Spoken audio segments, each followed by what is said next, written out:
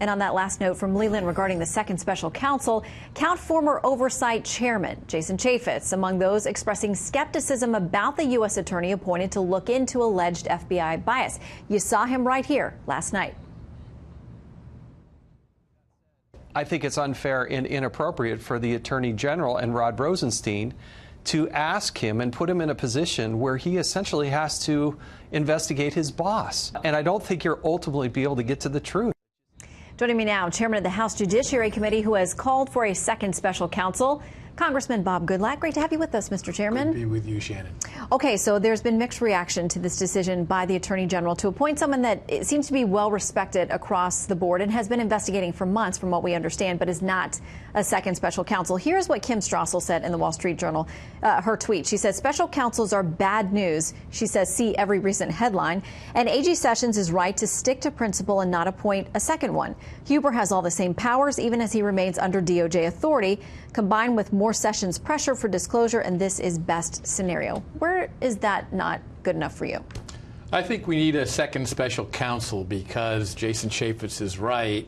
We're basically asking a United States attorney to investigate the people that he reports to, particularly the Deputy Attorney General of the United States. But we've made it very clear, Trey Gowdy and I, in the statement we put out yesterday, that we expect Mr. Huber to report directly to Attorney General Sessions.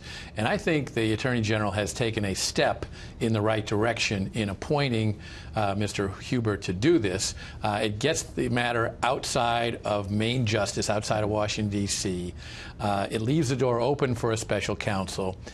And I think that it turns it over to a situation where a prosecutor can start to prosecute folks. So I think it's a step in the right direction, but I think ultimately we're going to need a special counsel. Well, and the Attorney General said, pointing to the regulations from 1999 dealing with special counsel, he said it's only happened twice since then because you have to have such extenuating circumstances. Your colleagues, Congressman Meadows and Jordan, argued last night that's what this is. What do you think it would take for the Attorney General to say, okay, it is time for a special counsel?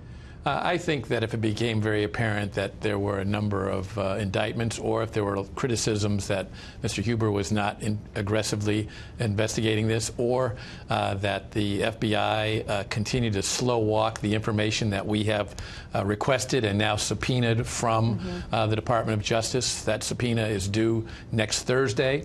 I'm also pleased that the Attorney General is now taking that very seriously as well, and I know the Director of the FBI is as well. He announced earlier this week he now has 54 employees working to get those documents, 1.2 million documents that we've requested that the Inspector General has, that the Congress also needs to have. We need to have them now. We need to have them unredacted so that we can see what they're talking about when these exchanges take place. We've already seen several examples where they redacted material, and when we got to see the unredacted portions, we saw that they were covering up material information, like the communication between Peter Strzok and Lisa Page about a federal judge going on the FISA court, and they redacted that. They didn't think we needed to know that. That's very material to our investigation. What outstanding questions do you have right now? Questions you think that the American people deserve to have answered that you hope maybe will come through in these documents or through U.S. Attorney Huber or eventually a second special counsel? What do you think is missing?